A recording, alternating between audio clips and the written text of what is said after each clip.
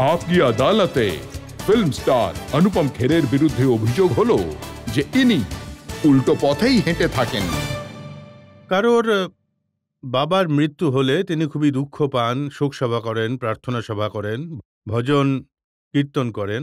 আপনার বাবা মারা যাওয়ার পরে তো আপনি একটা রক ব্যান্ড ডেকেছিলেন, লাফটার শো করাচ্ছিলেন। যখন আমার বাবার মৃত্যু হয়েছিল তখন আমি ভাবলাম যে আমার বাবার ৮৪ বছর বয়সে মারা গেছেন এবং উনি খুব ভালোভাবে নিজের জীবনটা কাটিয়েছেন। এবার আমার মা ওনাকে ছাড়া থাকবেন, তাহলে আমি এনাকে কি করে বোঝাই যে আমার বাবা অসাধারণ একজন ব্যক্তি ছিলেন। তো আমি মাকে বললাম যে মা, আমি একটু অন্যভাবে করে বাবার স্মরণ সভা হবে সেটা করতে চাই, একটু আলাদাভাবে। উনি জিজ্ঞেস করলেন আলাদাভাবে মানে? আমি বললাম যে আমি লোকেদেরকে বলবো না যে তোমরা সাদা জামাকাপড় পরে এসো, আমি ওনাদেরকে বলবো যে তোমরা রঙিন জামাকাপড় পরে এসো আর হাসতে হাসতে এসো। আর আমি আমার বাবার জন্য রক ব্যান্ড আনবো। আমার বাবা যেন উপর থেকে নিচে দেখিয়ে এটা কোনোদিনও না বলেন যে ভাই তুই আমার স্মরণ সভাটা এরকম বোরিং করেছিলি কেন রে? তো আমার বাবার সব পছন্দের গানগুলো ওই রক ব্যান্ড বাজিয়েছিল। আমি বাবার সব মজার গল্পগুলো পুরো দুনিয়াকে ওখানে উপস্থিত সবাইকে শুনিয়েছি। যখন স্মরণসভা শেষ হলো তখন লোকেরা হাসতে হাসতে গড়াগড়ি খাচ্ছিল। আমার মা আমাকে রাত্রে বলেছিলেন যে অনুপম, থ্যাংক ইউ বিট্টু বাবা, থ্যাংক ইউ। তুই আমাকে অনুভব করালি যে আমার স্বামী একজন মহান ব্যক্তি ছিলেন। তো এই যে আপনি বলছেন না একটু আলাদাভাবে, সবার থেকে একটু আলাদা করে কাজ করেন, এটা ফিল্মেও দেখা যায়। আপনি নিজেই বলেন যে আপনি ইংরেজি বলতে পারেন না আর ইংরেজিতে পড়াশোনা করেননি, কিন্তু আপনি ইংলিশ ফিল্মে কাজ করতে পৌঁছে গেলেন। আমি হিন্দি মিডিয়াম স্কুলে পড়তাম, আমি আপনাকে বলেছি, কিন্তু আমার মনে হলো যে কিছু বছর আগে লেট মি ট্রাই যে আমি ইংরেজি সিনেমায় কাজ করতে পারবো কি না। সেই জন্য যখন আমি বেন্ডেট লাইক বেখামে কাজ পেলাম, ইংরেজি ফিল্ম ছিল, তো আমি ভাবলাম যে একবার চেষ্টা করে দেখি না। ওই সিনেমাটা সুপারহিট হয়ে গিয়েছিল। কিন্তু সবথেকে কঠিন কাজ যেটা আমি ইংরেজিতে করেছি সেটা হলো ওই নিউ অ্যামস্টারড্যাম। ওটা নেটফ্লিক্সে, ওটা একটা মেডিকেল ড্রামা যেখানে আমি নিউরোলজিস্টের চরিত্র অভিনয় করেছি। আমি কোনো মতে সাধারণ ইংরেজি বলি। আমাকে ওখানে এত ঘুরানো প্যাঁচানো মেডিকেল শব্দ বলতে হতো যে আমি ভোর ৪টের সময় উঠে ওগুলো মুখস্থ করতাম।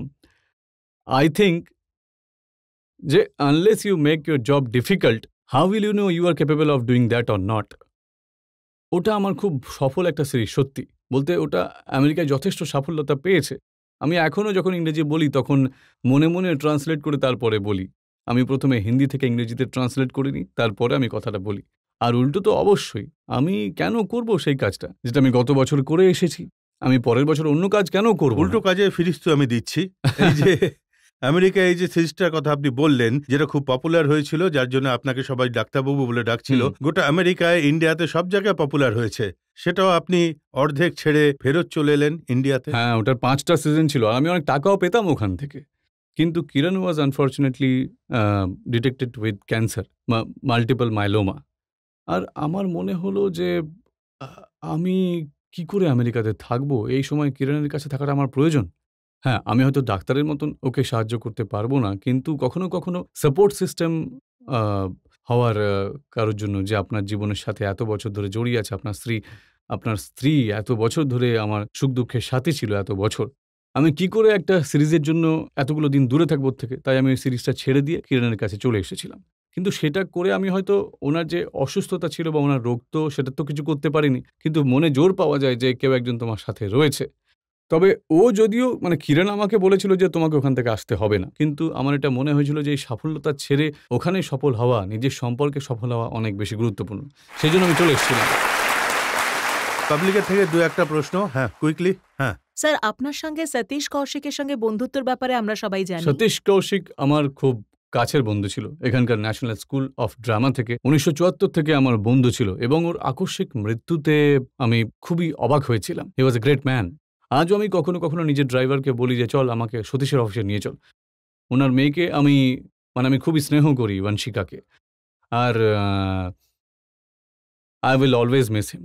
আমি দেখেছি যে আপনি আর সতীশ কৌশিক যখন একসাথে বসতেন তখন হাসির ফোয়ারা উঠত, আর এটা অটোমেটিক হয়ে যেত। Satish had a great sense of humour.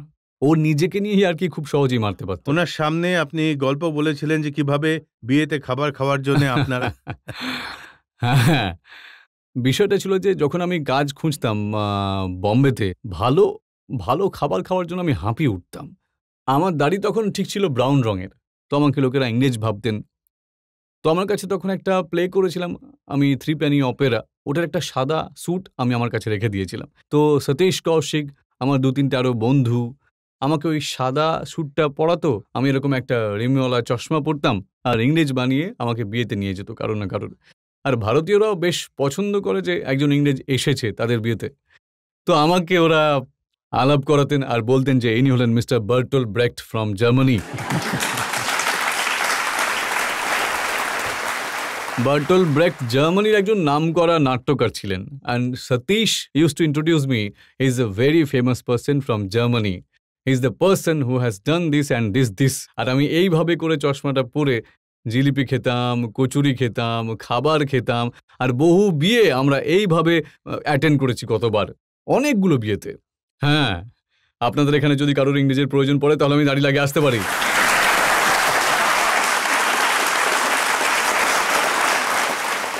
আরো একটা প্রশ্ন নিতে পারি পাবলিকের থেকে? I just want to answer a question. বাংলায় আচ্ছা, বলুন না। বাংলাতে। আমাকে বাংলায় বলুন, আমি বাংলা জানি। আজকালকার অভিনেতারা আপনার প্রশ্নের আগে একটা ইংরেজি নিয়ে ঘটনা আমি আপনাকে শোনাতে চাই, যদি আপনি অনুমতি দেন তো। অনুমতি হ্যাঁ, দিচ্ছেন? প্লিজ। জজ সাহেব অনুমতি দিচ্ছেন? স্যার, আমি হিন্দি মিডিয়াম স্কুল থেকে পড়াশোনা করেছি। হিন্দি মিডিয়াম স্কুলে দুটো জিনিস হয়। প্রথমত, ইংরেজি মিডিয়ামের মেয়েরা আপনাদের দিকে তাকাবেই না, একদমই গুরুত্ব দেয় না তারা, জানে সামনে যারা হিন্দি মিডিয়ামে বসে আছে, কি ঠিক তো?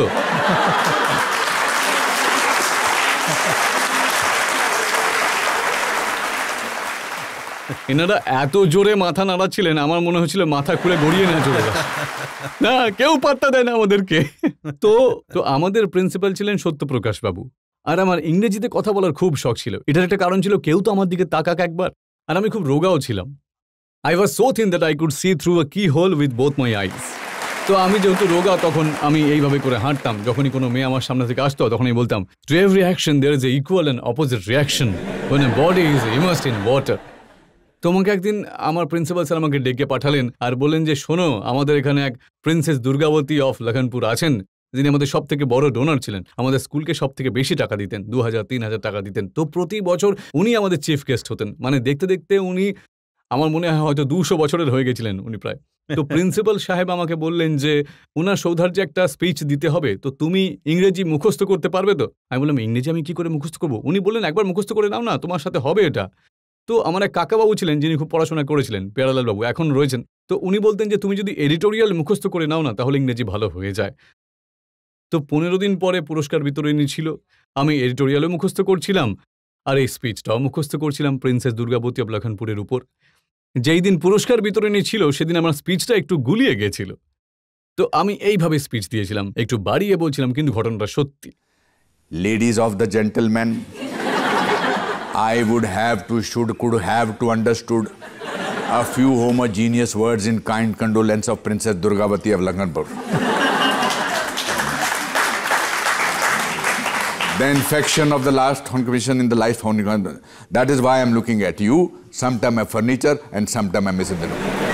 তারপরে আমার প্রিন্সিপাল স্যারের হার্ট অ্যাটাক হয়েছিল, যাতে মনে হয় যে আমার অনেক উপাদান ছিল ওখানে। বলুন, বাংলাতে জিজ্ঞাসা করবেন দয়া করে, দিব্যি দিলাম আপনাকে, দিব্যি দিচ্ছি আমি। স্যার, আজকালকার অভিনেতারা যেমন বড় বড় দাড়ি আর বড় বড় চুল রাখে, তো আপনার অদ্ভুত লাগে না ওদের সঙ্গে অভিনয় করতে? কিরকম জঙ্গলিদের মতো না? কিরকম? দেখুন, পৃথিবীতে শুধুমাত্র 2 প্রজাতির পুরুষ, বল্ডিজ অ্যান্ড ফিউচার বল্ডিজ। তো এই যে যত লম্বা চুল আছে না, আরে উনি আবার এরকম করছেন।